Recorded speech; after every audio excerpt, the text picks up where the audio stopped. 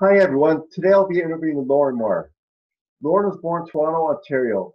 He started in the life insurance industry in 1993 with Metropolitan Life after completing his MBA at the University of Windsor and has been helping families and business owners meet their insurance needs for over 20 years. He has won numerous sales and service awards and has appeared in the Toronto Star, the Globe and Mail, the National Post, the Toronto Sun, the Investment Executive, and Money Sense magazine. Lorne completed his Certified Financial Planning designation in 2000, and in 2009 he instituted a 4-day work week for LSM insurance employees, which is a huge hit, combining lower fuel costs and commute times with increased morale and productivity. This continues to be a passion for Lorne, and he has been quoted in media outlets across Canada as he continues to push for more widespread acceptance among larger corporations. Lorne, thanks for joining me today for our podcast. I appreciate you taking time out of your busy schedule. You're welcome. Good talking to you. You as well, my friend.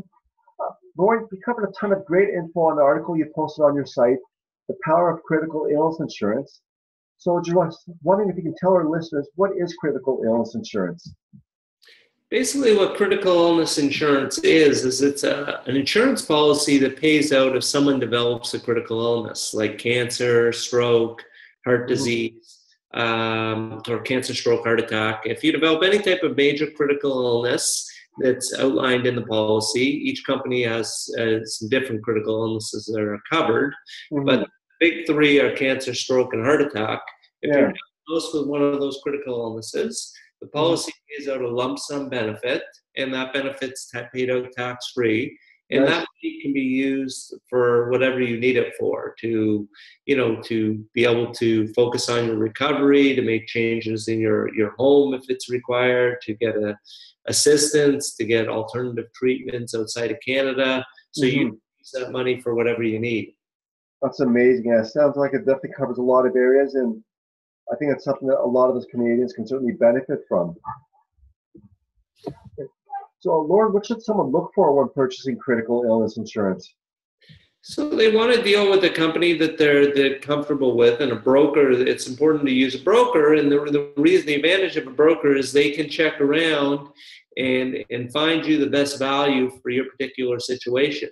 Some insurance companies have stronger underwriting protocols based on certain criteria than others. So a broker can find the best company that will have the best plan and the best underwriting for your situation. And I like the idea of having a broker rather than just trying to hunt around on my own. Because one of those things, like, the time I spend trying to be an expert, it's like, I'm not even too sure where to start or what to look for. So why not just speak to somebody like yourself or somebody at your firm, and it just saves a lot of time and headache in the long run. For sure, yeah, it'll definitely save you a lot of time, and they'll be able to give you the right, based on your needs, they'll be able to give you the right information that you're looking at. Because take a very holistic approach, which I know you believe a lot in, and they look at finances as a whole and your goals as a whole, and then are able to design a program that fits in within that. Okay. So, like, which factors would you say contribute to the overall cost involved? Are we looking at, say, age, gender? What other things are kind of in the mix? Yeah, so definitely age is in the mix. Gender is also in the mix. Smoking status. Smokers are going to pay a lot more than non-smokers. And then other things are the person's health. So if they have some health issues, it's going to be more than someone who doesn't. And depending on the health issues, they may have to look at some alternative types of critical illness. There's some simplified issue type policies that are available to people that have more serious health issues and still want to get critical illness coverage. The amount of coverage, like the amount of the payouts, going to influence the premium and the plan. So if it's going to be a term where the cost starts off lower and rises as you get older, or something permanent where it's higher in cost and never goes up as you get older. All those things are going to influence the premiums you pay.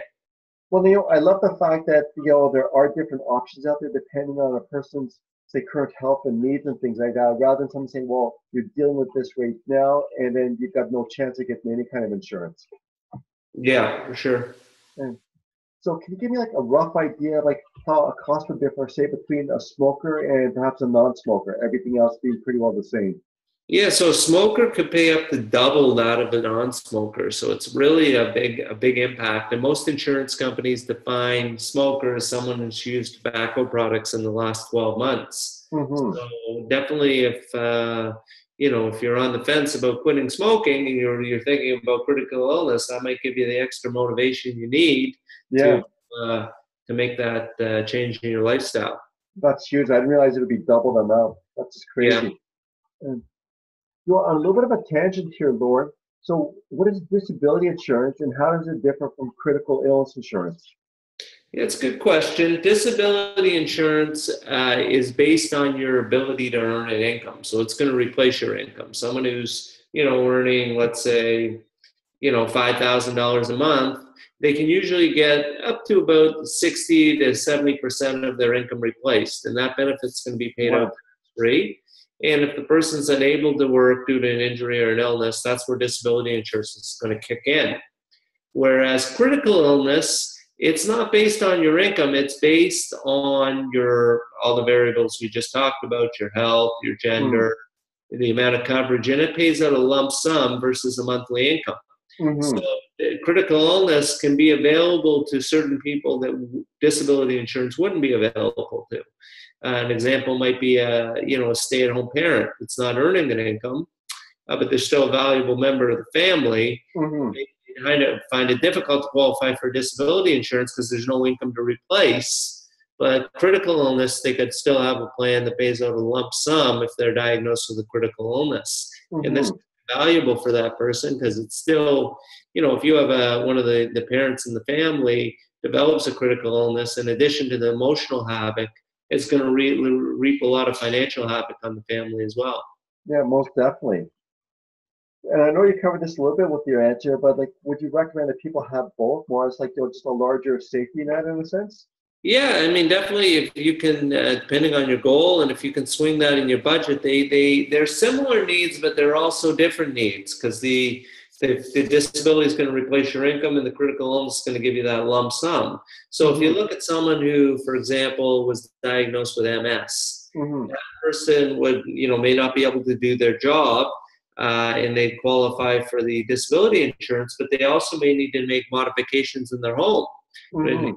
Ramp into the house, Interesting. changes to the washrooms or things along those lines. So they'll need a certain amount of funds to cover those one-time costs. They may Correct. also want to seek treatments that are not conventional treatments. It may cost additional money, and they can use it for that as well. Mm-hmm. Very interesting. And Lauren, things like finances are concerned and people can only afford one or the other. Like, would you have, say, a general recommendation, or it depends on the person's particular needs? And if you can get I kind of think examples of both, that'd be great.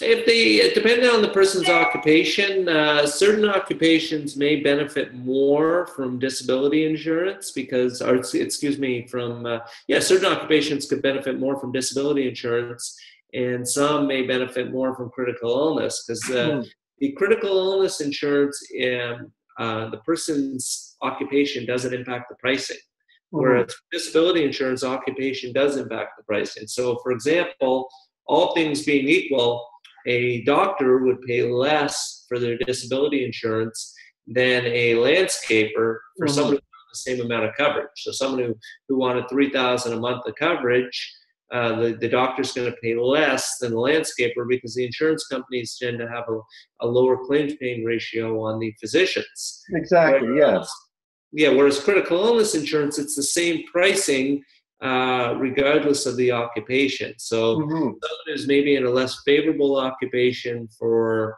disability insurance may want to look at critical illness insurance. But having said all that, out of the two, I would say disability insurance forms more of the base in terms mm-hmm. of what people need and in terms of their coverage. Very cool information. Lauren, our time is just about up here, so just wondering if you have any final thoughts on the above that you'd like to share with our listeners.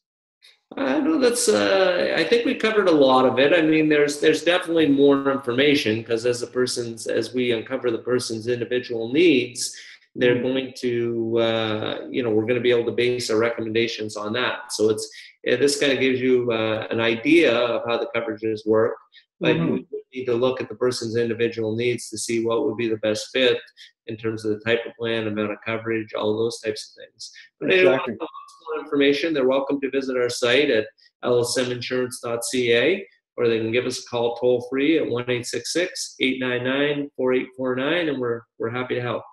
Fantastic. Well, I'll be posting this information on the website and our weekly newsletter as well.